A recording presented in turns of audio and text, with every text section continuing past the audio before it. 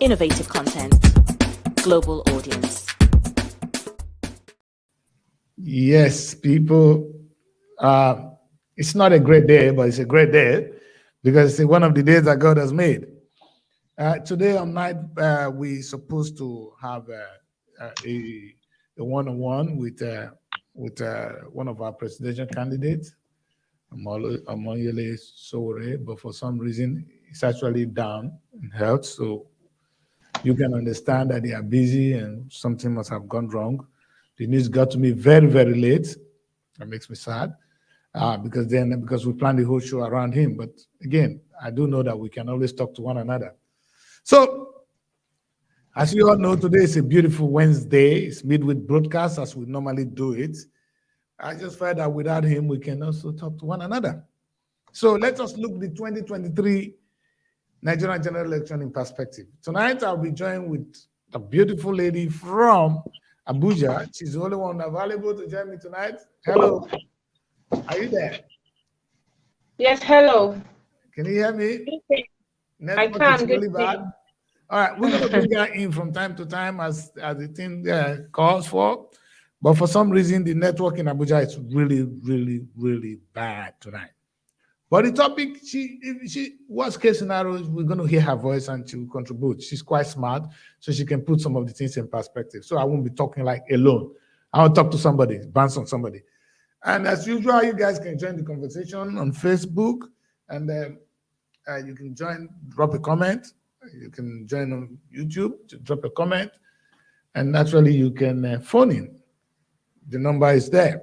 So, but right now, let's get on with the business we want to just look at tonight. Quickly, we have an issue in front of us. Nigerian 2023 general elections. And the first one, the presidential election, is actually on the 25th of February. A few days from now, we'll be going to the poll. The question is, how prepared are we? Last week, when we had only SRTV with the Worldwide Broadcast Magazine show, we talked about insecurity, which is one of the major issues we're facing in Nigerian elections. But tonight, if I had the chance, I would just take a look at some other issues that we need to be worried about. Security is a very, very big one, to be honest. Still on my table. But another interesting one is actually the mindset of Nigerians. Let's forget about money now. Do you know that some people don't want to vote because they think their vote will not count? So it's nobody. You see, before, it was the politicians stealing your vote. So you vote, they don't count it, and they make the result on their own. But right now, you decided not to vote because you think your vote will not make any difference. And that becomes the decision you make, and it's the wrong one. Let me repeat that. You think your vote will not count, so you decided not to vote, and that becomes a decision you make, and it is the wrong one. I always say something on this show, for those of you that know me very well, I always say, for evil to exist, righteous men are busy doing what? Nothing. I hope I can get our lady on the platform right now to talk to us so that we all can be on the same page. But my old principal will say, I reason why I cannot tell. Sincerely, I reason why I cannot tell how somebody will come to the belief that his vote is not going to count. And for that simple reason, he's not going to vote. He's not going to waste his time to vote because he thinks he's not. In fact, sometimes they say that person is never going to win. So don't vote for him. So, and if you don't vote for him, what have you done? You've cut that part. You see, the most difficult part of this whole thing, to be honest, is how difficult, is how shameful Nigeria has been governed. And to think of another 8 years in the wilderness is scary. It's scary. I don't know, maybe it's me. It's really scary to think of another 8 years in the hands of people who don't understand what you and I are going through. You see, sometimes I really want you guys to understand something. These people we're talking about, you're killing yourself for. I always use the simplest example, the simplest form of example. You see, when I say talk to me, I say talk to me in the simplest form of English, simple English. How many of these people you're fighting to vote for are in Nigeria? Do they reside in Nigeria, number one? Okay, if they do, how about the children? Do they study in Nigeria? Because one of the things you need is actually to go to good schools. You want the children to go to good school, right? That's the basic thing a good government can provide. The children are not in Nigeria, so the children are studying in where I am. They're in England. Probably I'm not even going to go through what you're going through. The children are in England and in America studying.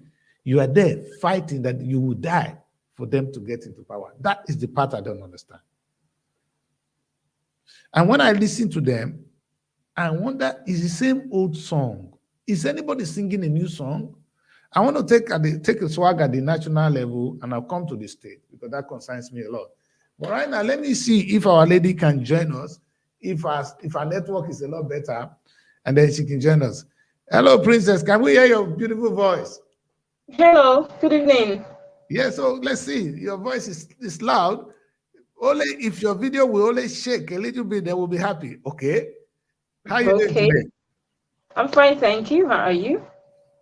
We are doing well, except that your network is fluctuating.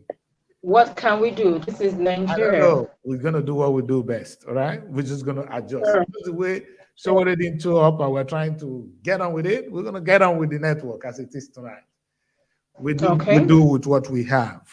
That's what they taught us in Nigeria, to do with what we have. Africans are never tired. But on a good day, we shouldn't be going through this. If I'm talking to somebody in Europe right now, this cannot happen. But that's where we find ourselves. Okay, Princess. 2023 election is around the corner. Fact. About 4 big boys are left. Fact. Where are we? Do you have a favorite? I know women always say, I don't have a favorite. Do you? Woman? Sorry, I know women will kill me if I talk like that. I mean well, because she's very smart. It's not like that. I wouldn't have a favorite. You know? Yes. You know what it is. Politicians, like I will always say on this show, that you cannot really vouch for these people, but like when they put get to a certain stage in life or some certain things happening, you have to pick a lesser evil. That is what it is. Generally, I do not really like politicians because they can 80%, if not 95% of them are not truthful. They say one thing and the next thing they do another thing. So I don't have a favorite. We are only going for the lesser evil, the one I know, okay, out of all these people, I see more potentials in this person. I think we'll be able to work with this person, or this person could actually carry people along than the rest. And then I'll just have to key into that. Saying favorite means something way favorite, like something you have a likeness, serious likeness or passion for. I don't think I have any one of them. Maybe Peter will be fine, because I think from what I've seen so far, from what I've heard him say so far, I think I am liking him. But I don't want to use the word that I have a favorite one or among them. That is it. Makes sense. Listen, you see, when you are in these, where we find ourselves as a people, I wonder whether there is hope. But I think there is hope. There should be hope. Otherwise, if there's no hope, then it's not going to be good news. So let's believe that there is hope. But yeah, as a media house, we try to distance ourselves from supporting anybody, but sometimes we are human. You know, we can see the future of our country. We can tell. You can read between the lines. In fact, you put 3 things down, you're definitely going to have an option. You know. And you might not be able to say it because of our neutral position always. Sometimes I don't know whether that is good or bad. maybe we should be asking if should the press not be allowed to have a say or have their own But opinion. no, we are supposed to be neutral because I'm not saying generally like everybody, but the truth is that some of the pressmen are easily swayed away by what they see and what they get. And so it's usually nice to be on the neutral ground as to report fairly at the end of the day. I agree with you. Anyway, tonight we're not going to even go into all the things about them. But one funny thing at the moment is, it's quite interesting now that we hear. I was listening to Festus Keyamo reading all the indictment on the PDP presidential candidate, the man of Atiku himself. And it's all drama. In fact, this roller coaster, in fact, it's quite interesting. And I learned that Atiku guys have thrown a bomb also at Tinubu at the things he should do. So there's the APC and PDP fighting. What's going to be the result? But is it true that these people committed this crime? If they do, what are they getting away with it? Because the accusations are quite thick.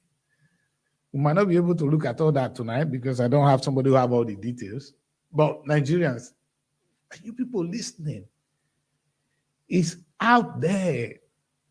They are saying it very loud and clear that something is going on. Are you aware? Are you pretending not to be aware? It's left for us. It's our destiny. It's our country. It's okay to keep quiet. I know most of you know what is so painful, Princess. Let me see. Even whatever I have, no. Let me have you here, Princess. The most painful thing is the fact that our people are so emotional about all this. I'm surprised that you meet an intellectual. When it comes to two things in Nigeria, I always keep quiet. When it comes to issue of religion, there are no more. You'll be surprised the kind of things that will come out of their mouth. And then when it comes to the person they support, OMG. And because we are not allowed to have this open discussion, I wonder how our children will actually look at us.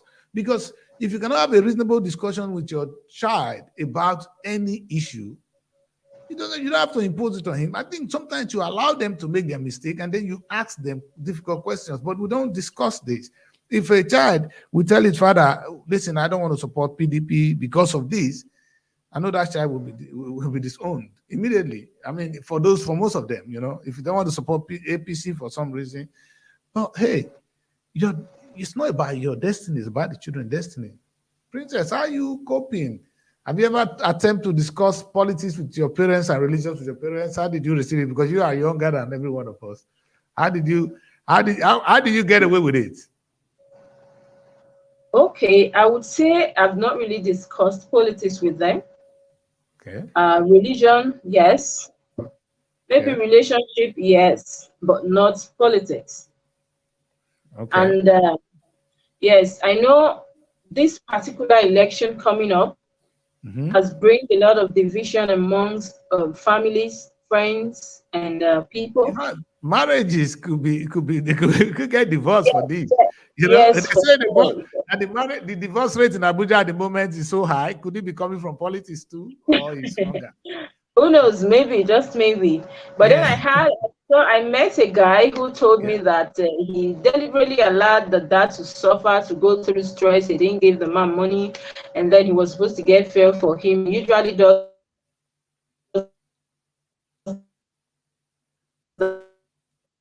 Listen, for some reason, for him, the long queues here and there, but he had to allow the man to go suffer because the man refused making sense. Can you hear me? Yes, I managed to hear you, but it's really struggling and the network is so bad tonight. What we do, we're going to go prepared. We're going to prepare for tomorrow's show, for Friday's show, sound and healthy, so that we do the best for this topic. But I think for some reason, we just really need to apologize for the audience that tonight we're supposed to have a town hall meetings with Omoyele Sowore of the African Action Congress AAC.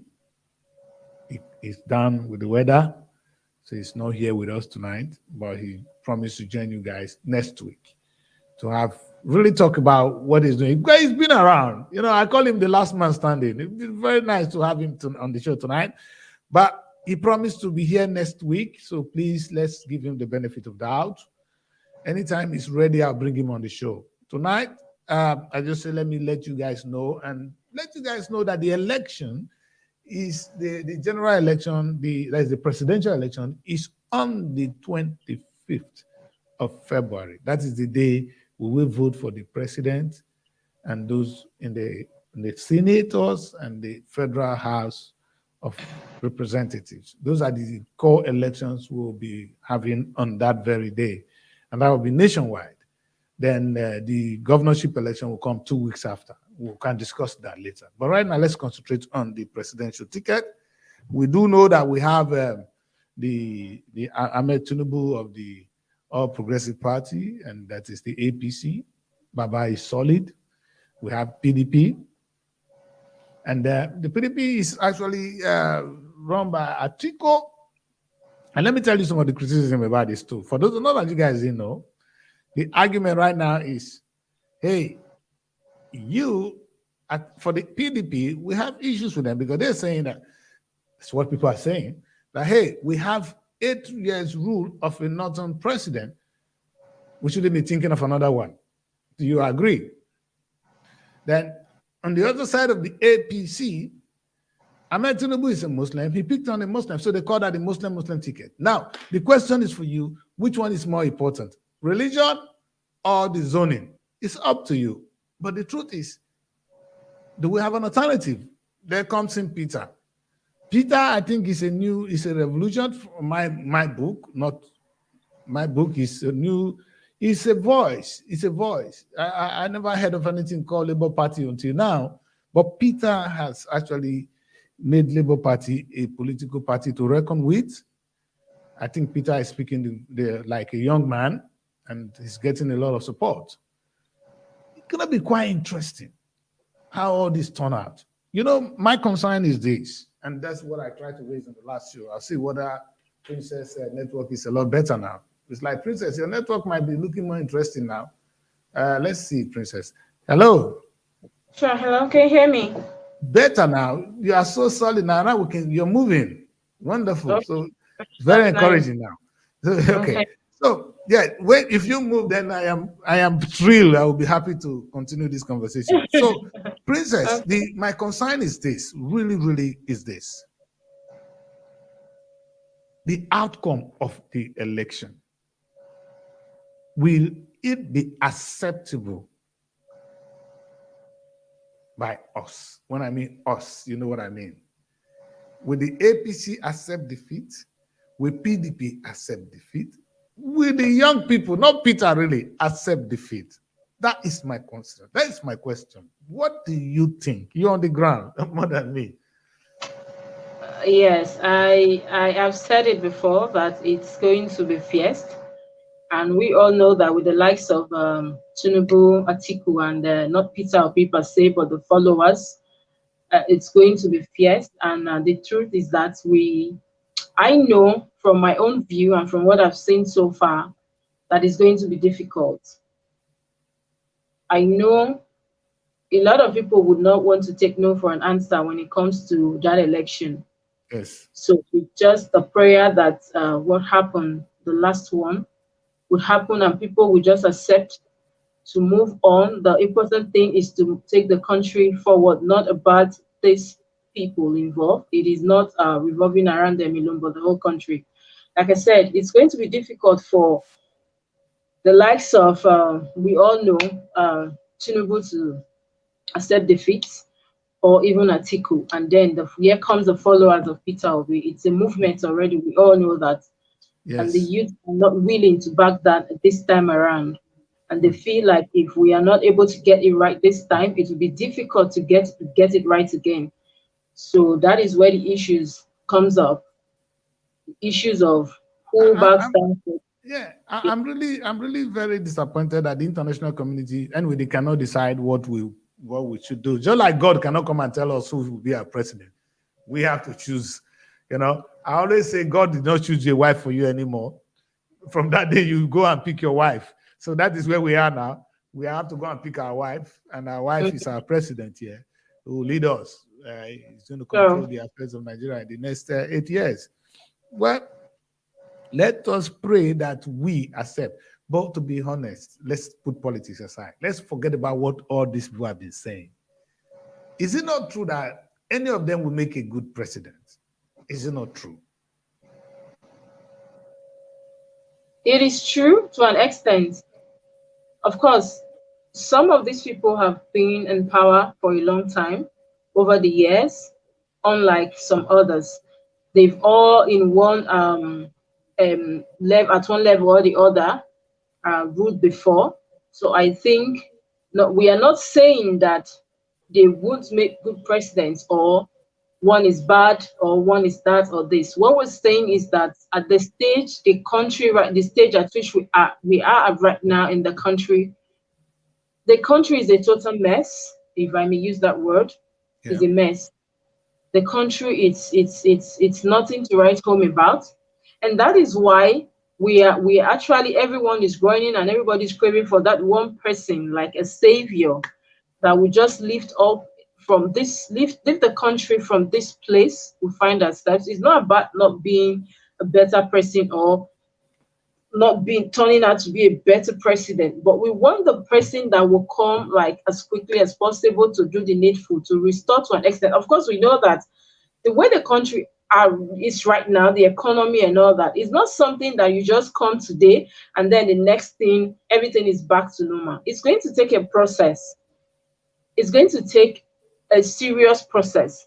And then we need somebody that we know that is strong enough to go through these challenges.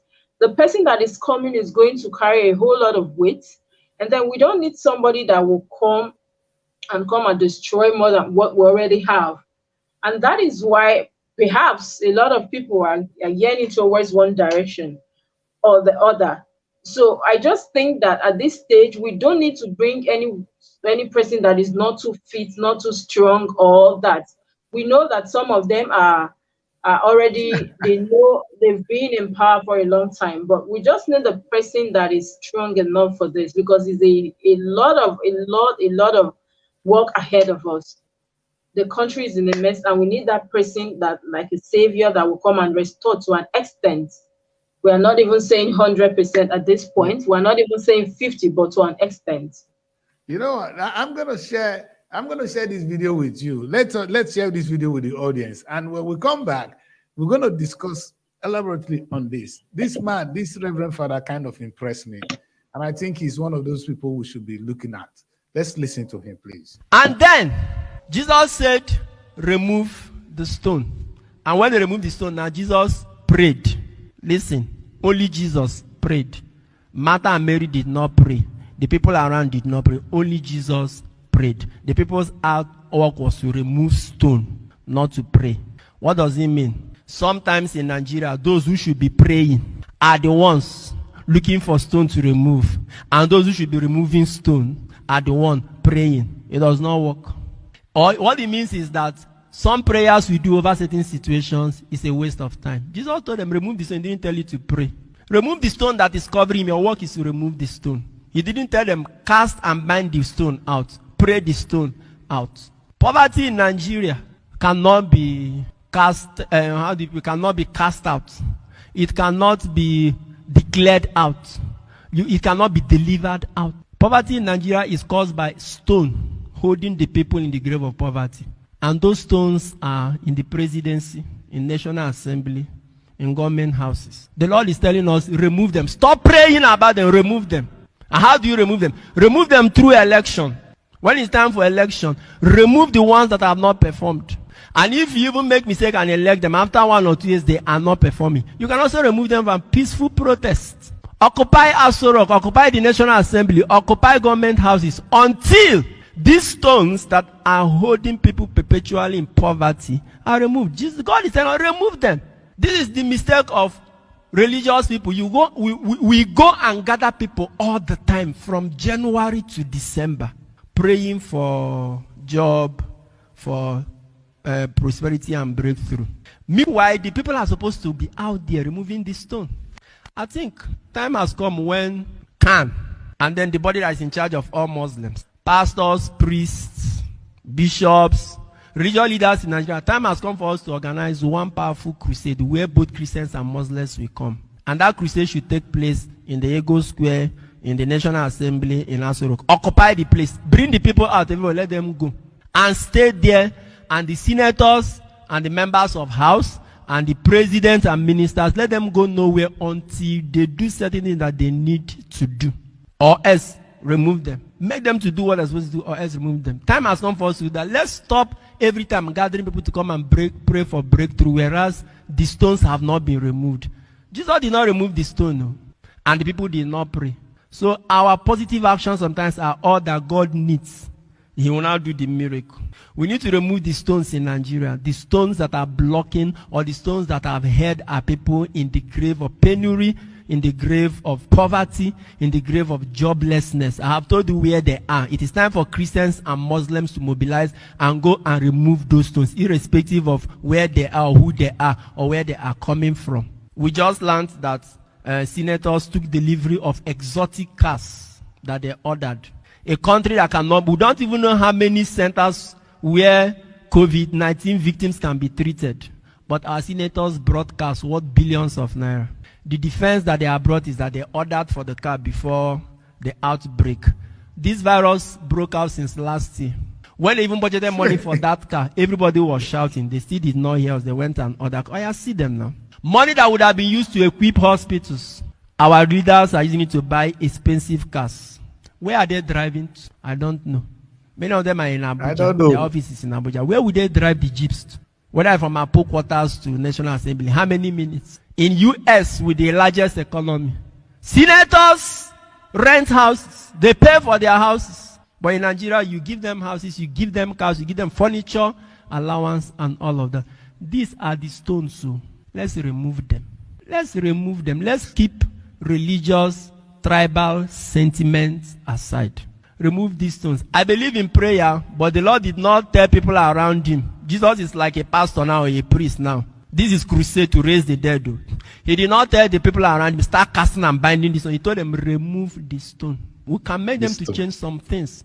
For instance, unbundle this concentration of power in one man's hand. Who says that the president must appoint INEC chairman? There should be a process that lands in the president table. What the president should do is to confirm after anybody who is selected has passed certain qualifications. That is objective. Who said that the president should keep appointing Inspector General of Police? Why can't we have commissioners of police in each state? When it is time to appoint Inspector General of Police, let the best commissioner, which means the commissioner with the least crime rate in his own state that has overseen, be appointed Inspector General of Police. Why did presidents in Nigeria have to wake up, appoint anybody they want? They can appoint anybody they want. And sometimes when they do it, they retire those who are put in many years. Why can't we see these things? These are things that Nigerians should take action. These are stones you can remove. Block down, shut down government this until they sign all those things into paper. But they don't need to debate in the house to do all that. There are many things that can be done by the action of the people.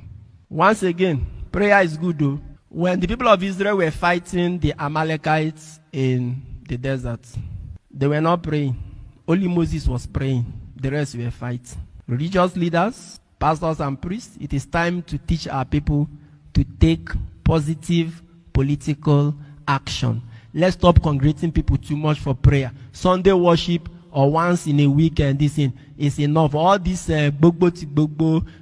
program for this, power pack this and all of that from January to December.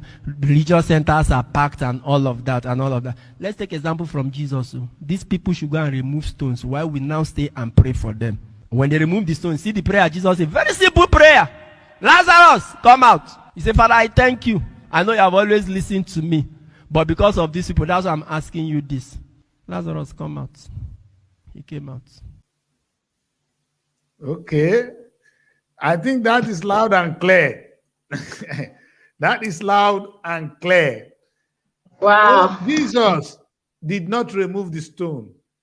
The people removed the stone. Jesus Christ prayed.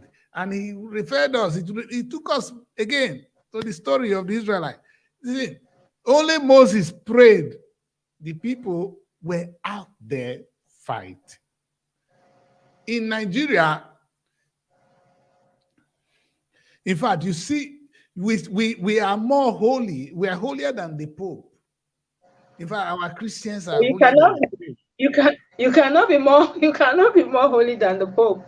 Oh God, There's yes, a but we saying, yes, are. there's a saying. We are. In fact, And you if we cannot be see more the way, Catholic than the Pope. You cannot be more holy than the Pope. But yes, here I agree to that. It's even annoying sometimes when you see the way people behave here. You leave the right thing you're supposed to do and you're tying religious activity around it. Sometimes do the needful, do the right thing. Like we've been saying it, even the media, we've been campaigning, we've been saying it. There are some things you necessarily need to do on your own. If you do not come out to vote to exercise your rights, God is not going to actually come down and do that for you. The choices you make are what you will live with. So if you don't vote, it's on you. If you vote, it's on you. So even if you vote and then eventually your candidate does not emerge, but at least you have your conscience is clear. You know that you've done your part as a citizen. and if you remove the stone, yes, Yes. follow the Here instruction. the religious it's annoying, and thank God that is actually coming out from a man of God, from a priest.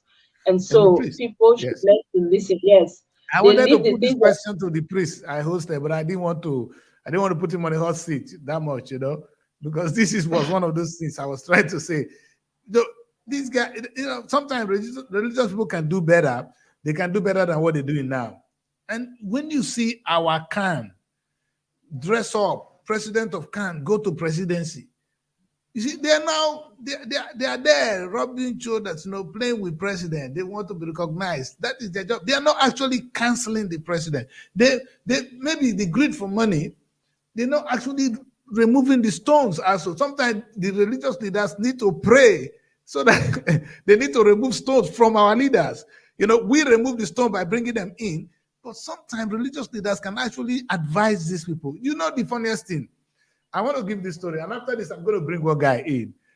Our guys are here.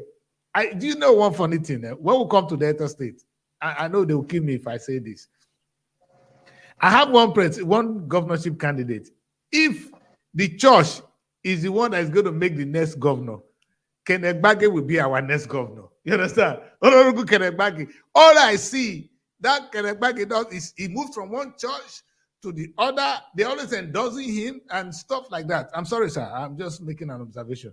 And I'm wondering, the last time, I accused him on this show one time too. He went to that the Muslims in Nigeria have endorsed him. So the man is following all this religious cycle to get himself elected. And I'm wondering, why don't you talk to us? Tell us what you want to do. These people are human beings. They don't put their religion at home.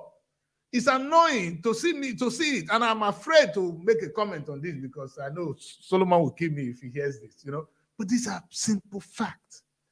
You understand? But we have to say the way it is. In fact, it's shameful that he's so educated. He's a barrister on that matter. You are running a campaign where you're supposed to tell us what you're going to do for us. You move from one church to the other. All I hear, if you look, because I follow him a lot, he's my man. Oh, so church, they always pray for him. Pastors always praying for Kenneth Gbagi. And I wonder what's wrong with him. And he's too smart to be doing this. Another thing, I know he's going to watch this and he's going to attack me. Another thing he does, the next thing I saw them, the thing we're saying, sir, you went and you closed down filling station and you are giving people fuel. Can you imagine that? You feel people, the last time I saw him filling the tank, he's a man of the people. What does that mean? Is that not sheep? Hello, I don't want to. Maybe young lady, yes. We can allow these guys to wait. Yes. I know that sometimes too, and that is what I say, that sometimes you don't necessarily need to blame these people. The people are so gullible. They are so gullible that when they see these people do these things, you are supposed to tell because of that. You think people are going to vote for him because of that? No. It's what I'm saying. Pastors are It's even what I'm liars saying these that days. People are gullible. I can't see such a person and want to vote for them. Of course, you already know that they have nothing to offer. You should know. In fact, to go and be to supply for him to give to say I closed down the filling station. Where have you been, and where will you be after the elections? You are insulting us. You understand? You're insulting us. And so people should be talking about. I'm happy we come home now. I don't want to stay federal. Come home a little bit. And let's talk about people should be able to tell. You should be able to see through these people with their actions, what they do, what they are doing right now. You should be able to tell the future. You should be able to see it from here. So you don't necessarily need a soothsayer to tell you that this one has nothing to offer. And then they are gullible. They see these things, and tomorrow they will still line up for this same set of people. It is shameful. And it is annoying also that adults, we keep telling them, like I always say, we cannot keep babysitting adults. They should already know this is the economy is bad. Everything is going like from real quick. Everything is going down. And then at this point, you don't need anybody to tell you what to do. You know the right thing to do. And when you see these people, they come and do these things, you should already know that no, this one has nothing to offer. Somebody that has something to offer will want to tell you what he is willing to offer. It's not something that should be hidden or coming through other forms or any other process to show you that I want to be the governor or I'm coming out.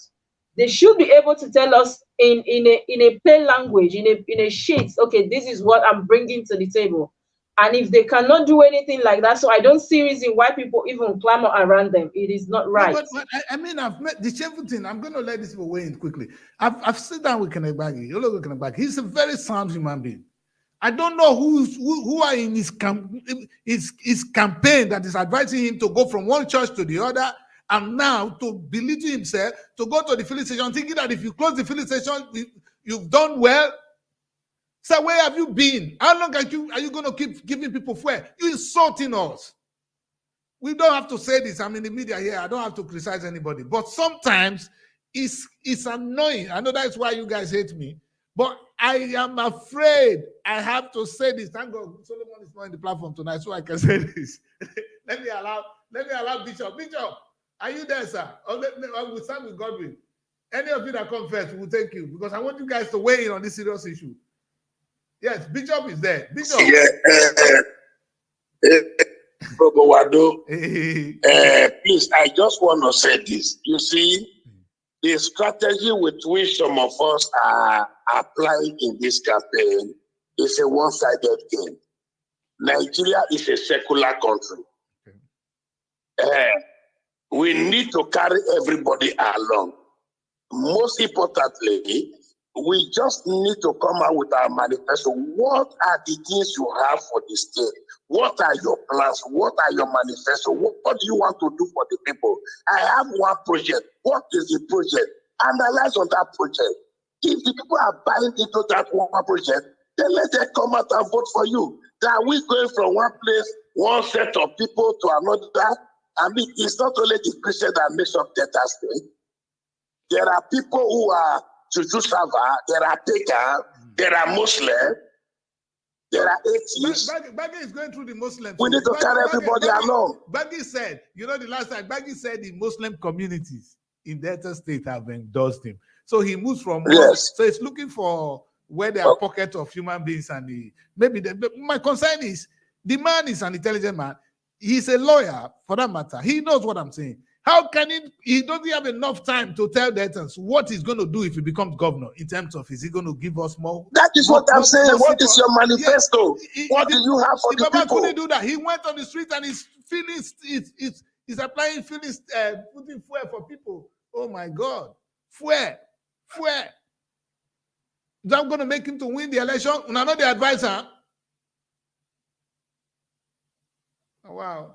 No, you see, there are some other group who are giving curry and beans. Yes. There are some who are giving rice and tomatoes. Mm-hmm. If it's only during election in Nigeria, we now remember that people are hungry, there's something is wrong with the system. I have to be frank. If it's only when election is coming, we now remember that people need tomatoes to eat their rice. People need beans and curry. People need fuel in their vehicle. There's something is wrong. Then after giving them this fuel, this gari, this beans, this pop-off, this fish, exactly. And after they've elected you now, will you still continue with this same gari, fish, and pop-off? When are you going to sit back again? Where? So if you know what you are coming with, it's not what the people need. That people need long-term project. They need to be taught how to fish, not giving fish. They need company to work. Exactly. They need construction. They need road to bring their products to the city to sell. I can't wait, Sonny. They need good housing estate. Yes, sir. Where they can have good house and pipe water running. Oh, Sonny said a short idea. Sonny, Pastor Sonny, come on this. So enough of this rice and dodo. Like one of them said, Akpato. Where will we continue with this Akpato? Akpato. Where? These people should come up with something, no? This is not business as usual. No. So we expect every one of them to come up with a better idea, a productive idea of what they are going to do for the people. Please, enough is enough. Nobody is a fool. This is not the season of foolery. All their modus operandos, we know them. They should change from me and come with a better idea. Simple. God bless you. Thank you, sir. So let's Sonny, I know you're a pastor, but this action of Honorable Olorogu, I'm going to pick one of them one by one now. This action of Olorogu Kenegbagi, I saw the man. Every time I see Kenegbagi, he's moving from one church to the other. One church, I know you are the guys receiving them. Maybe it come bring more money. Then again, now the man went on to close the filling station and he's putting fuel for people. That is it's so cheap that I'm thinking to myself, what does this man think he's doing? Who is advising him? Welcome back, daughter. Go, Sonny, over to you. Yes, sir. Chris, God bless you. God bless you. God bless you, sir. You see, one thing, I don't blame Kenneth Bagi. I don't blame Ogboru. I don't blame Borowori. I don't blame Omagege. The people you're supposed to blame are the electorate. They size you. They look at you. And they play on the electorate. They play on the public. Yes. If we are well prepared, if we are well oriented, we have people know their right from their life, they will never come up with such idea. How come somebody like Tinubu is coming in as a president? It's the same thing. It's what are the things Tinubu are able to tell the whole country that is this what I will do? Apart campaigning, using Gary Eba, using calling an opponent name, accusing opponent. Baba is old. Leave Baba alone. So, look at Atiku. What are the things? What are the systems these people are bringing? You see in their mouth, in their manifesto. Nothing.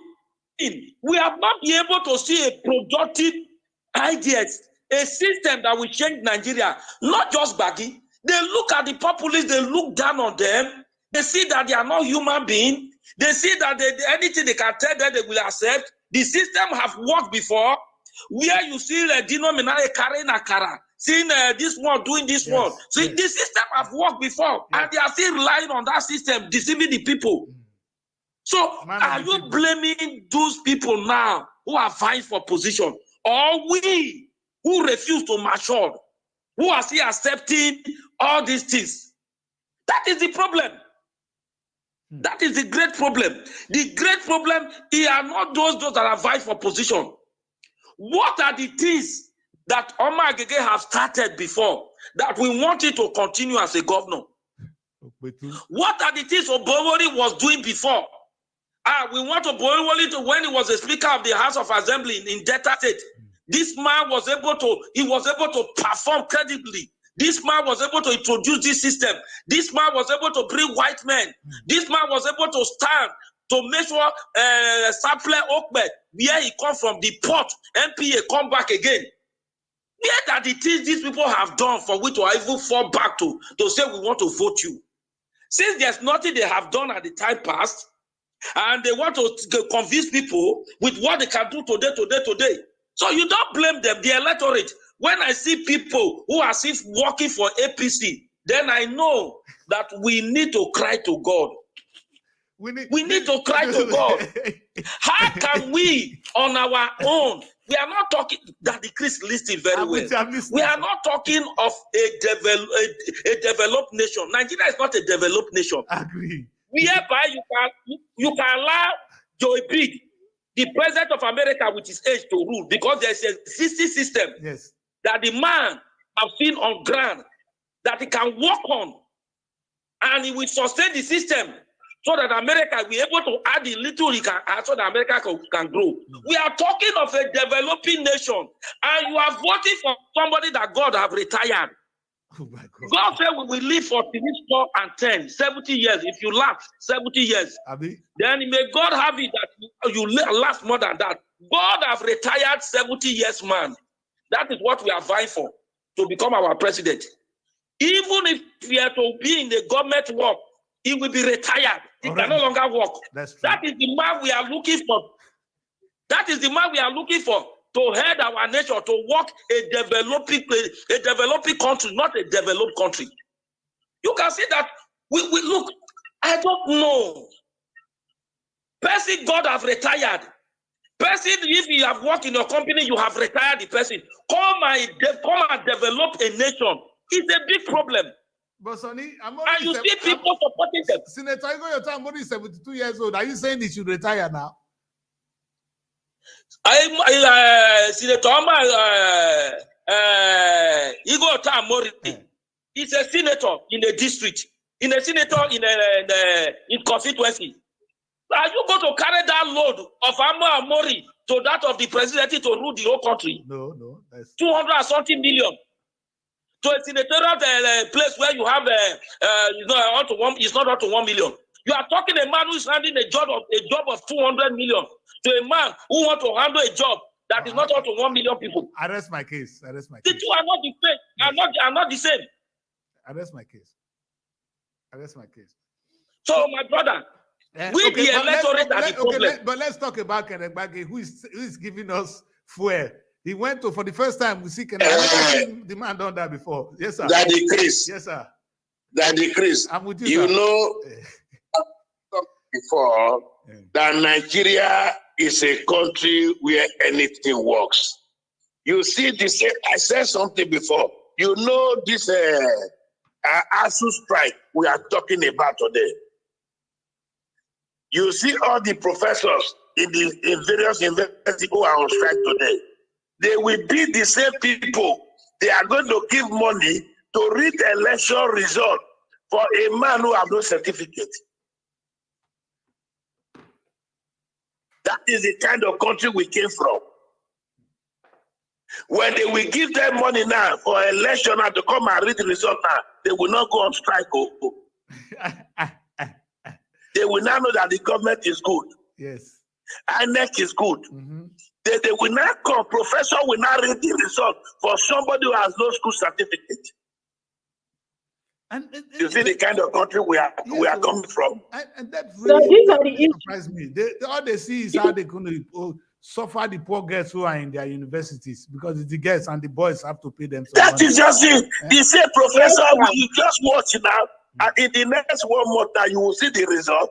You will see all of them coming. They'll tell you, I'm Professor this from University of Benin.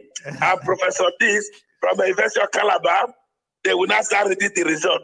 For somebody who has no certificate. Then tomorrow they are crying that their salary is not paid. Don't you see the animalistic spirit in them? Big one. Animal wear coat. That tomorrow night you want a better system. When you are there, they have used you to risk the election for somebody who has no qualification, and you want the best to bring a better result. You want the best to bring a better development to the country. How can it work?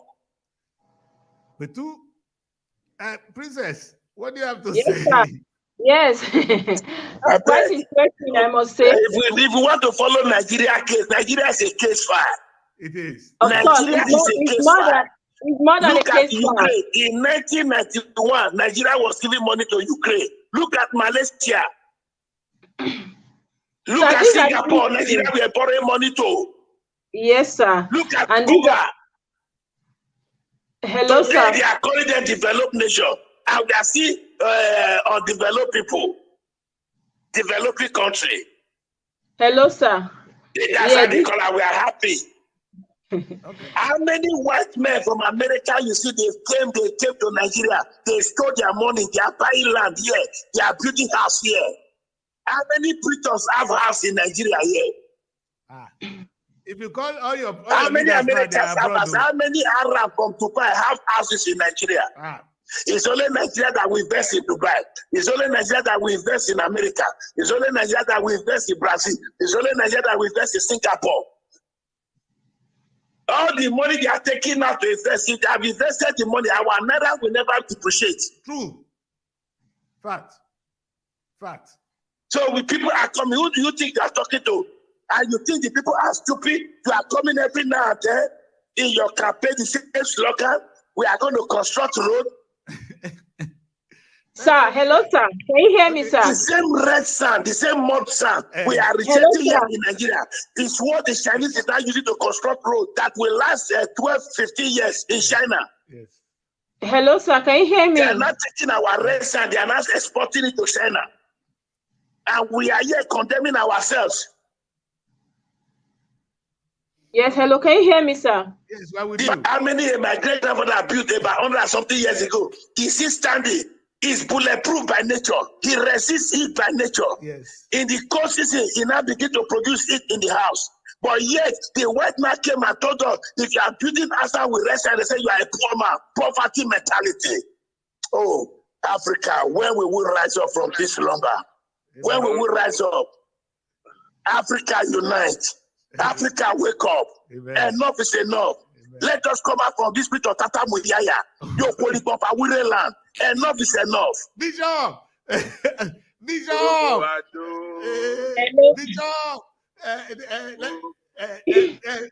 Gobi, 1 minute. I'll let you come away just now. Princess was about to say something, then I'll let you come in, Sir Gobi. Princess, over to you. Yes, sir. Like that was quite interesting. But my question is, he is a bishop, right? Or a pastor? Yeah. And so he's a bishop. Yes. And these are the issues.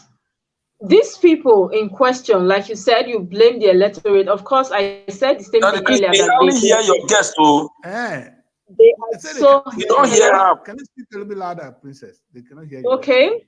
Can you hear me now? I should think so, because I can hear you. Can you hear me now? Hello? Yeah, I can hear you, so they should be hearing you. All right. Okay, so what I'm saying is that, yes, what I'm saying is that, I said this earlier, these people are just being gullible. The same people come with the same old style, the system, the same thing they have been doing to you, and then you fall for them again, over and over again. And then, like what he said, thinking that they are thinking that whether or not this time these people will fall for them. But the issue is this: they should be able to talk to, like what the Reverend Father said. They should be able to put their followers right. They should be able to tell them what to do. And like I said, we can't keep telling adults what to do. They already know what to do. But since some of them are still very gullible, like what you said, the man came and was putting fuel for them.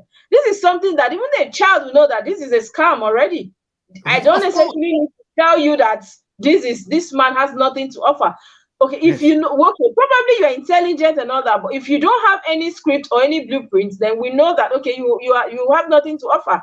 So at the end of the day, it boils back to the leaders, and we are not talking about just the government. We'll talk about religious leader. It starts from there. What are they doing? Are they? We know that we have been talking. They have been talking also, but we have to keep talking. It's not necessarily about just the bad eggs alone. It's about the leaders, the religious leader. Most time I blame them even the more, because they are supposed to tell these people, you already know what to do. Don't be swayed with the money. Don't be swayed with these things they do to you. You already know that, okay, the country, like I said earlier, the next person that is coming in has a lot of work to do. It's not even coming there to play or to sleep. And that is why I said that we need somebody that is healthy, somebody that is strong and is fit enough. Of course, you can't bring, like he said, somebody that is supposed to have retired already to come and retired there. Yes, so somebody God has retired. I'm retired, and then you're coming because, of course, the next person that is coming has a lot of work to do. The country is a total mess, like I said earlier. So I think him being a bishop they should be able, the religious leaders should do better. They should do more than they have been doing. Because these are the only people we can even beckon on. These are the people who can cry to. The politicians, the government officials, they have failed totally. Can we really cry to the pastor? One day we're going to examine religion in Nigeria. That one is a big topic. And at the end of the day, you know, a lot of them, like you said, they go to rub shoulders with these same people that have brought the country this low. Have you seen the president of Cannes walk out of presidency? Yes, they rub shoulders. I'm the president of Cannes. Yes, Cannes what? Yes. What are you canning? When the country is in a mess, you can't tell the president what is what. They money. That is what they are canning. They are canning money, canning a lot of things. Wealth. Yes. They don't want to pay tax. That's all they care about. Oh, they will run to us. You see what the Muslims are doing? They don't pay tax. They don't want us to pay. That's the rubbish they come up with. They forget their role as men of God. I have no respect for the current pastorship in Nigeria. I'm sorry. They are not. They are on this wrong part of history. And like at the end of the day, this for free. Go and look at what our pastors are doing today. Look at it. Yes, they go and they eat, they eat and they wine, they dine with these people, and you expect tomorrow that things will be right when they are not doing the right things. They are the ones that are supposed to do the right thing. Not even the electorate. Sometimes you talk to these people. Sometimes they should be able to talk. Their voices are supposed to be heard in the society, but see, they hide under the guise of Khan or bishop or fathers and all that. And before you know, these people are easily swayed. Even their followers are easily swayed. Look at the likes of a man you talked about. He comes and then they begin to carry this. They come and be frying akara with you. They come and be doing this with you. And you think that tomorrow, when they are in power, they will come. You will still see them. These things are so childish and so I don't even know how to describe them. But it's really, really annoying. And I think people should wake up. People should really wake up. People need to do better. You should already know that the country is pressing on everybody, and if you don't do your bit now, another 8 years from now, it's not going to be fair at all. Thank you. I'm going to see if I can add one of our contributors tonight. Regina is joining us. Regina, all right, we got you tonight. Finally, we got Regina, all right? Just in case you don't know, Regina is, I'm not gonna introduce her so that you don't torment her. Regina is a very, very friend of SRTV in Abuja. She's one of our Girl Child awardees. One of our awardees for her contribution to societies. You know, for those of you that didn't know, we're going to talk about her. Her name is actually Queen Regina. She's joining us tonight. Regina, we've been talking about the coming elections, all right, the 2023 elections. And we have issues with the kind of campaign we're going through. We are asking whether it will end up peacefully. Now it has degenerated to where we are concerned with the level, the way they even treat us. They just come and tell us anything they want to say now, thinking that we are really stupid. You know, because when you tell a child, the example I give for a governorship candidate to go to a filling station and begin to put fuel in people's car and in people's Okada, the people at Okada already is a man that is down. You went to put him more down. So that is what we're talking about. Welcome to the show. Just give us one or two things. What do you think is going to happen in the next election, Regina?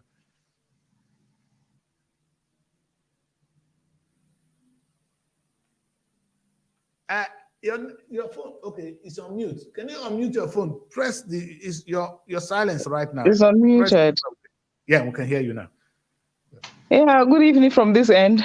Yes, good evening. Well, will I say I wasn't prepared for this I know. discussion? We're just jumping on you. You're strong enough to handle this. Yeah, you sure? Yes, I know that. That's So we're nice. just asking. No, generally, we're just looking at the next election. We have a feel. We all know what is going on in the country. Are we safe? Are we going in the right direction? Is it going to end up peacefully? There's a lot of worries, especially with the current insecurity challenges. That is one of those things we're worried about. And like we said now, are you happy with the level of campaign? Do you see these guys moving from one place to the other? Are they really telling us what we need to be hearing? Or they are busy fighting one another?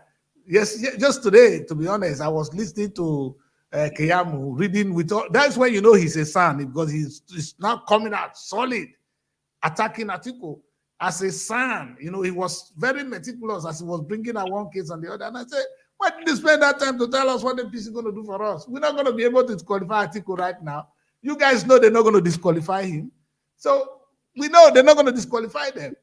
So why don't you just tell us what you're going to do when you become president? Because we know you guys have power. You're not going to disqualify one another. Are we going to disqualify them? Because the truth is, the evidence against these two big men is enough for them to step down. Honestly, to be frank with you, that decrease, I'm just highly disappointed in our, political leaders, or do I say those that are vying for the presidential seat. With the tune of campaign and what is playing out there, I am highly, highly disappointed, because the expectation would have been that, okay, we have a long list of issues in the country, issues bedeviling the country right now, issues that ranging from the insecurity that you just mentioned, economic. Yeah. Okay, something has tampered with my connection. No, that's okay, fine. am I back on air? All right. Yeah, you're all right. Yeah. So we have quite a lot of problems that those contesting to occupy the number one seat in this country is supposed to tell us, not just rolling out programs. Okay, I'm going to do this, I'm going to do that. What I expected to hear from them is, how do they intend to achieve those policies?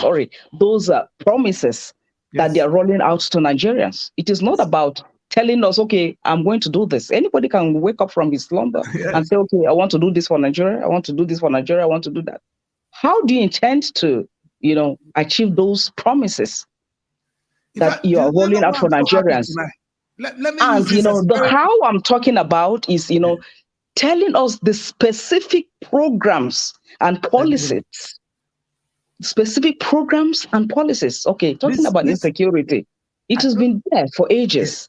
Yes. Buhari came on board close to like 8 years ago. His number one promise was that, okay, he's going to stop Boko Haram. Has he been able to do that? And another problem that we have in this country is the fact that we don't hold our leaders or political leaders, accountable to whatever it is, whatever promise they give to us or they make during campaigns. They will come to tell us, okay, we'll do this, we'll do that. But at the end of their tenure, or even while they're still in power, nobody has ever said, okay, this is what you promised at the beginning. Yes. You've been in power for 1 year, 2 years, 3 years, 4 years, or whatever number of years you've been there. Okay, have you been able to, why is it that you've not been able to achieve it? Nobody holds anybody accountable. And maybe that is the reason why anybody can just come up to like roll out whatever promises or, policies or whatever they think they can do to seduce Nigerians to like vote in for them. When they get into power, nobody holds anybody accountable. Accountability is critical in this particular. Hello? Yeah. Am I there? Good. Yeah, you're with us. We're hearing you. Accountability is critical. And all the time, you've never had anybody holding any political leader accountable. That is why when they get into power, they do whatever it is they want and they get away with it, because nobody is going to hold them ransom on anything or tie them down to whatever promise, they must have given to Nigerians. And that is because you know what is. I want us to think with these two ladies tonight. I just want to make a clear study. You know what they're going to do? Yes. I know both of you are Christians, but they're going to say, "Oh, the North, the South." For your information, Regina is from Yola. All right, she's from Adamawa State, and you are from Delta State. If we sit down and we talk, we're going to say the same thing because we all want the same thing. But when the politicians are coming, they're going to say, oh, those of them, the Southerner, oh, the Northerner, you understand? You know, the Christians, the Muslims. That is not our problem. I sit down every day with my friend Wali. Wali is a Muslim. We have no single differences, not a single one. So when a politician comes to me and tell me, hey, the Muslim man is my problem, I say to you, hello, are you joking? Because I dine with my brother here. I don't see any single difference between us. You know, so we need to, or rather that's exactly what I'm saying now. They will come and they will go around. They keep telling us about all the religious, all the tribal things. That's what they think we want to hear, or how. Whereas our core issue, like you said, the problem of this country, we'll be talking of insecurity. Buhari came as a former major general of the Nigerian army. He said he's going to quench insecurity. He's leaving the insecurity behind. And that was the major reason. That was the major reason people voted for him. Exactly. Absolutely. And that was the major reason. Yes. We still have it. And of course, I don't think it is even worse. Are even talking about it. Their current politicians are not even talking about it. They are not. And that is because, like what Regina said, the people that are supposed to hold these people accountable are even more corrupt than the leaders. Like the lawmakers, for instance, what is their job as lawmakers? What are they supposed to be doing to checkmate these things? But of course, they're even worse than these other people. So how did we get here is the question of the day. How did we even get here? Look at Buhari that came. That is what I told you at the beginning of the show, that I don't usually, when it comes to politics or politicians, I'm not a fan. I don't usually have any favorites like these candidates. I don't have any favorites. But at the end of the day, you have to go for at least the one you know that, okay, you check their profile, and at least you have to pick at the end of the day. If not, they will come and say the same thing over and over again, and they won't do anything. Nothing. And like she said, they get away with it. And that is why they will still come tomorrow and use the same pattern, the same, they trick you with the same things they've been doing over the years, and then you still fall for them. Yes. And I'm really angry with the press, because in fact, some of the press are doing well. You know, they're making a mockery of them at the moment. You understand? Mockery of them. But to be honest, there's a very big issue which Keyamu came out to talk about, which is a shame. At this moment, I wanted to ask him, Sir Keyamu, why don't you spend this time to tell us what your candidate is going to do when he wins? Because it's already too late. The man has been picked up by the PDP and is their candidate. Is it now we're going to remove him? That would be injustice. That would not even be right for our politics. You understand? If what will happen today if PDP don't more have a candidate, it will not be right. So we want to have a fair play. They pick their candidate. You pick your candidate. Tell us how you're going to move Nigeria from where we are to the next level. We have a problem. We have security problem. There's hunger in the land. In fact, our brand, Nigeria, is a shame. For those of you at home, it's okay. Those of us, when you carry the green passport, oh my God, you're already a criminal. You're guilty before you have to prove yourself innocent. In fact, anything I do, when they ask where you're from, when you say Nigeria, you know what they're going to expect. We've been dealing with that all my life. In Europe, that is what I've been dealing with. And if you come here to work, it's okay. But if you're in the public space like us, anything you do, you're already a criminal. So you're already a suspect. For what I do here, the 24 hours, I can tell you the cameras are all over me. You understand? But if somebody else, they won't bother because of the way we conduct ourselves. Not us, because Nigerians are doing well. Our leaders, they've destroyed the brand Nigeria. We need a rebrand. We need to rebrand the image of that country. We are not bad people. The truth of the matter is Nigeria is highly blessed. I keep saying that Nigeria is the most blessed country on the surface of the earth. Blessed in terms of human and natural resources. What has Keyamu done for his people?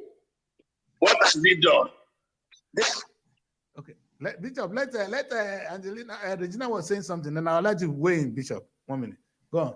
Yeah, I was saying that this country is highly blessed. Blessed in terms of natural and human resources. Fact.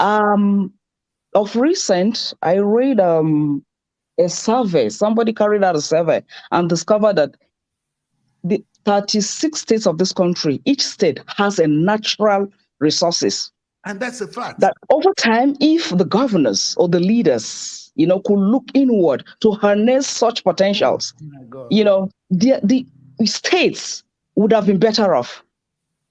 Regina, But if Niger State, which they think is one of the poorest states, if we cultivate the land in Niger State alone, which will not cost how much the state governor is taking home as security votes, quote me. So it's not as if we don't have the money. The security votes that we don't even know what they do with the money. We'll feed the whole nation. That's true. If we agree to cultivate, in fact, we'll be selling food to the rest of Africa. But that is true. And the funniest thing, we have the youthful population. So we're not looking for people to do the job. Now the young people are busy doing Yahoo because there's no job. Our guys, all they do, our young guys, is they do runs because there is no job. And you can keep blaming these kids. We rape the kids. We rape them. The government of this country raped our own children. By the time a child that has to go to school, if you see some of the conditions, the lecturers are doing their own. The lecturers, the male lecturers, they are dogs. In fact, what we see, Nigeria is a country where everything is allowed. In fact, one of the things I was hoping to hear is somebody going to tell us there will be law and order. The only person that came up and used that word in his campaign and continued to say it was Yaradua. Yes. And I look at Goodluck and I say every day, Goodluck, you are an educated man. I never use the word from your mouth, rule of law. A country that does not have order. Because what is going on is you can get away with anything you do in Nigeria. Absolutely. That's true. You know that in this country, I will not sit behind my steering. I'm not driving it if my driver's license is not in order. It's not up to date. I will not. You know why? Because I will not be able to give anybody bribe. I'm going to prison. Or I will pay the fine. There will no two ways about it. But in Nigeria, I'll do it anyhow because if the policeman comes, I'll just give him something and I'll go. Do you understand? So that is a big problem. The same thing that is obeying the law here, when I get to the airport in Nigeria, I start to misbehave. But I will not try it if I get to Heathrow. Our problem is more of attitudinal. No, and that is why if anybody has to we have, the law should work. If I misbehave, let me be put in prison. I will behave. Something happened in my place. I have a local government chairman. If he gets you driving one way, the guy will prosecute you. Nobody was driving one way in my village. That's an example of a guy. He will follow you until he will stop your car and make sure they put you in prison for driving one way. And nobody drove one way in his time. But if they can, so we are looking for attitude. Nobody have good attitude. The people here will do it if they can get away with anything. They do it here in this country. They don't have good attitude. We feel we are better than them. We are more religious than them. But because they know if they misbehave, the law will catch up with them and they go to prison, they behave. Yeah, that is because their system is working. Here, do we even have the system in the first place? Not to talk of, We don't have. What a disaster. So where do we go from here? Where do we go from here? I know I stopped these guys a little bit. Where do we go from here? I'm going to bring in Godwin. Godwin, are you there? If you're weighing something, quickly. Yeah, I'm here, Chris. Yes, we have a full house tonight. So if you don't mind, just speak. Go on, sir. I think our topic is about religion and politics. Yeah, we have that. That is a part of it. But we're looking at it. And those two things are like Siemens twins. They go together. Okay. If you remember vividly, one of our late best songwriter, Magde Fashek, says, "Religion na politics." Yes. Religion has turned to politics in Nigeria. It has been. And the politicians are not playing politics. The politicians, what they are into is to impoverish our people for them to get to power. Let's go to religion. A pastor will be so bold and in his regalia to preach about Samson. How Samson was able to conquer a lot of people for the Israelites during the war. but he won't be able to talk of Adwara. If you go back to history of Benin, there's one legend, Adwara, who was so powerful that fought for the Benins on many occasions.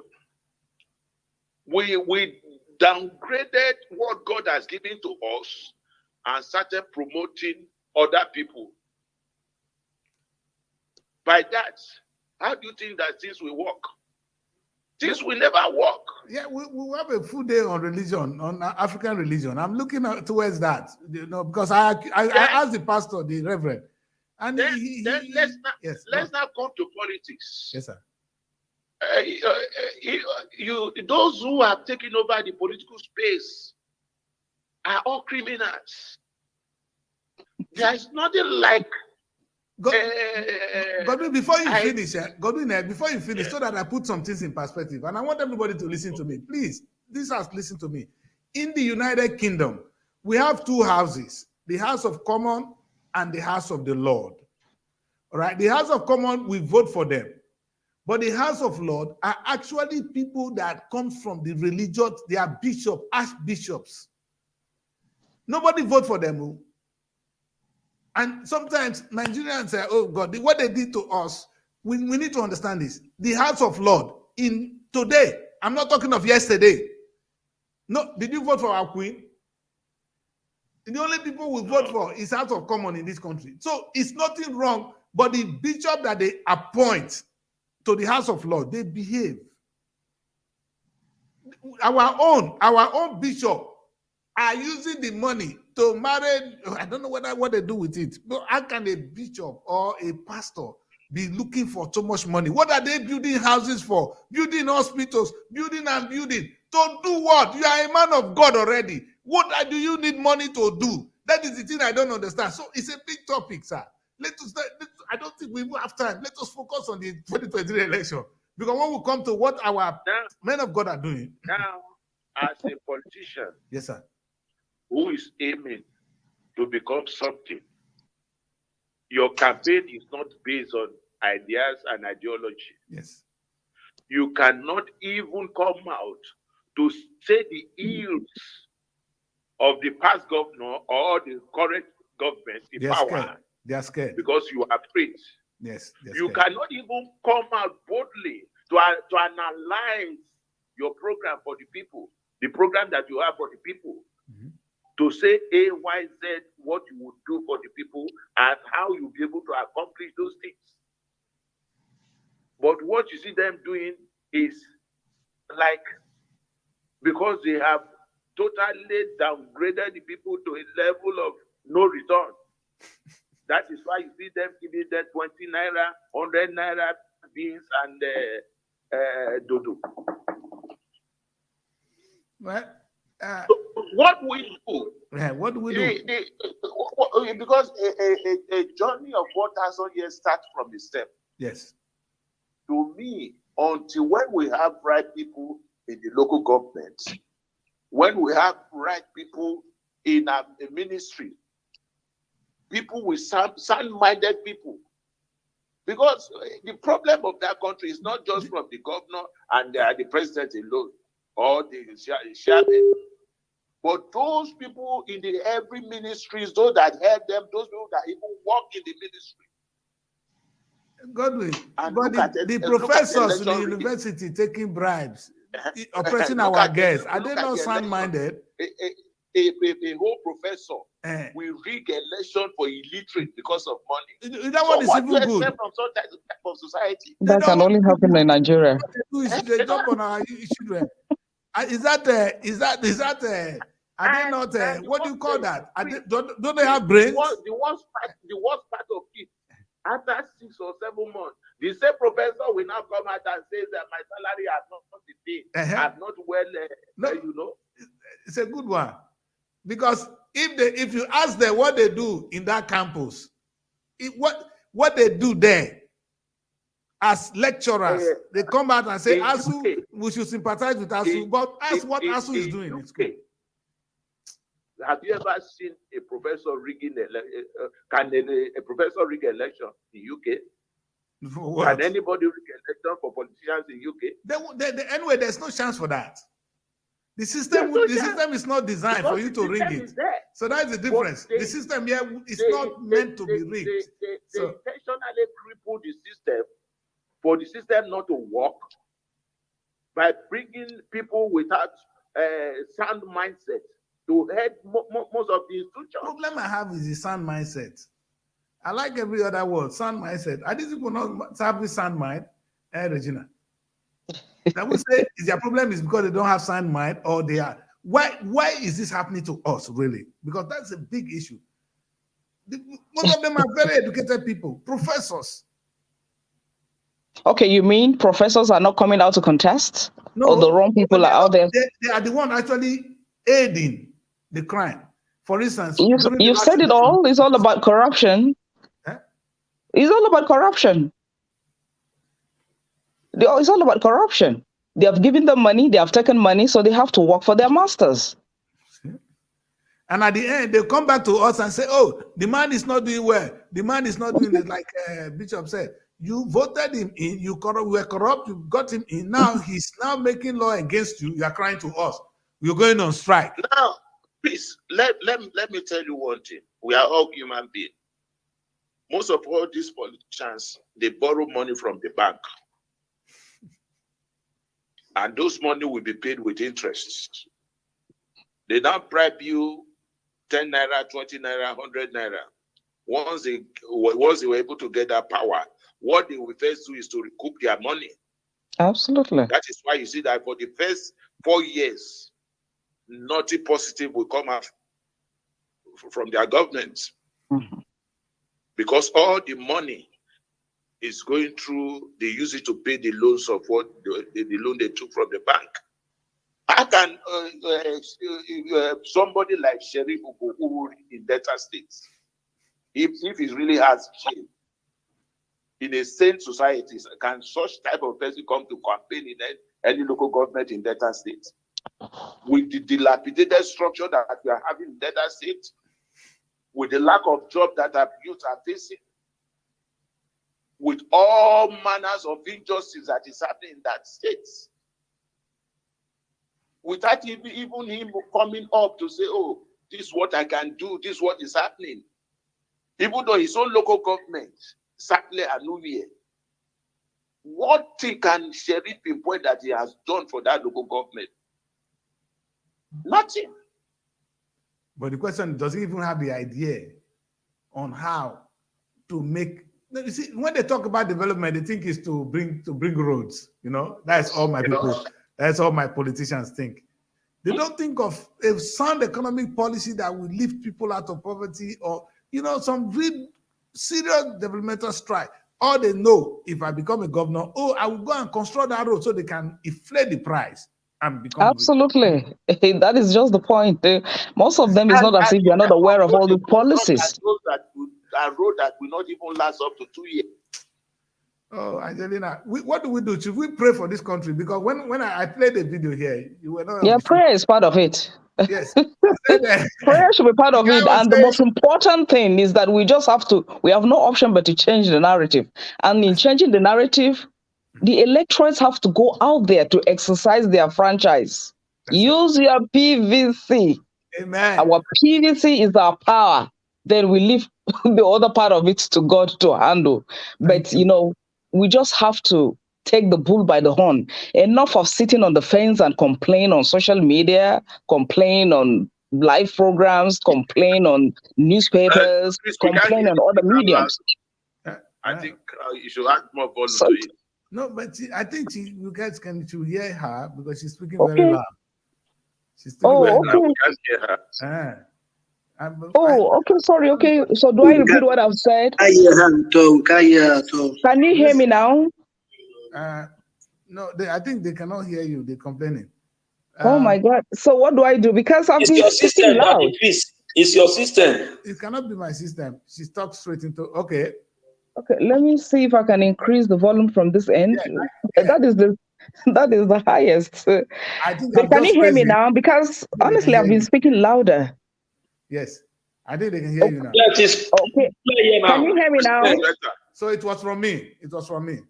That one is Okay. from me. All right. So what I said, in the way forward, the only way forward is for us to go out there, the electorate, the citizens. We should all go out there and exercise our franchise. We have to use our PVC, because the truth of the matter is that Nigeria must get it right this time. Amen. Well, I'm not trying to spell any doom for Nigeria, but the fact is that if we miss it in 2023, Nigeria is doomed. But God forbid. It is. We just have to get it right. And how do we get it right? We have to go out there. Enough of sitting on the fence and complain on social media, on live, televisions, on other platforms. Let's go out there. We have to put all that we've been discussing into action. And how are you going to carry out that action? Go out there and cast your vote. Our PVC is our power. Yes. So we just have to go out there. And with our PVC, by God's special grace, we will change the narrative. Amen. Because the problem of this country is leadership. As I said earlier, we are blessed, highly blessed. Let me say this, Angelina. The reason I came up with the show called The Next President Show, I look at my country and I said we have enormous mineral resources. Absolutely. Deposited in all states. And if you look at us, we're also blessed. We have talents. We have Nigerians that are brilliant. Nigerians are intelligent. What God has done for us. I came to Nigeria one time and I said I was looking at industries. I look at the music industry, succeeding, film industry, successful, fashion, successful. There's no school, no single universities that's taught that where you can study all this. Yet Nigerians have excelled. That's to tell you that we take time, we can dig things out. We tap on our resources alone. So what we just really need is a leadership, somebody to manage the human and the natural resources. Absolutely.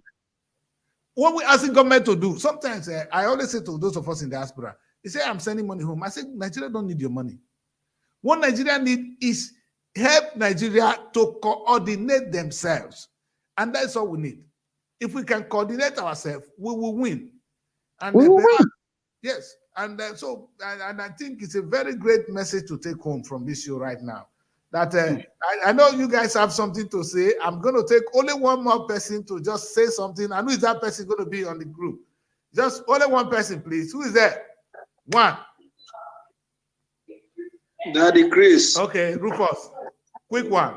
And that's the last one. Yes, go on quickly. I appreciate you, sir. God bless you. Thank you for your good work. God bless you. I like your passion about our so-called country called Nigeria. But the truth is this. I pray. You know my prayer. I pray in the next 4 years we shouldn't come back here and start complaining again. That's my prayer. Amen. I pray. Amen. That's the only thing I want to see. So now at the end of the day, if we don't want to come back and pray, because what we're going to do is do what we have to do the needful. There's something you said about is in Niger State or something that they have to till the land or something. Yes. The reason why they are not tilling the land because they have oil and gas. That's why they don't want to till the land. No, that's the truth. I don't know. That is complete ignorance. Nobody can tell me that I couldn't cultivate my land because they're living in poverty. See, there's actual poverty in Niger State. We have to speak the truth. We have to speak the truth. There are resources everywhere in Nigeria. Why are they not tapping it? Why are they after oil and gas? Because whenever oil and gas has issue, that is why Nigeria is collapsing today. Because the oil and gas has issue. That's why Nigeria is collapsing. Right. Oil and gas. I get what the oil and gas now. I get what the oil and gas. Nigeria don't have problem with we don't really have problem with money. We are not broke. What we don't have is leadership. There is leadership. That's the only problem we have. Yes. If a good person takes affairs of Nigeria today, Nigeria will be up. You know how much Nigerians lose. The transformation will be instantly. Instant. You know how much that goes out of Nigeria on a daily basis. I said one. If you are a minister or you are a commissioner, you are in government position, your children must not study outside the country. Deal with the country or resign. So little step, you think things begin to happen because they begin to invest in the country. If you tell you how much of our country money that is looted out on a daily basis. You In cry. trillions. You They're will no cry. longer still in billions now. They're still in trillions. And they get away with it. Yes. I said, let's us close the show there tonight. We're going to have a better show on Friday. And on Friday, I want us to start on time and so that we can really. God bless you, sir. God bless you. Issue, God all right? bless you. So please, guys, let's take a break tonight and have a break. Regina, God bless you. You are. Regina, Thank you for bringing me into the meeting room. You will bless it to unprepared. Us always. Good night.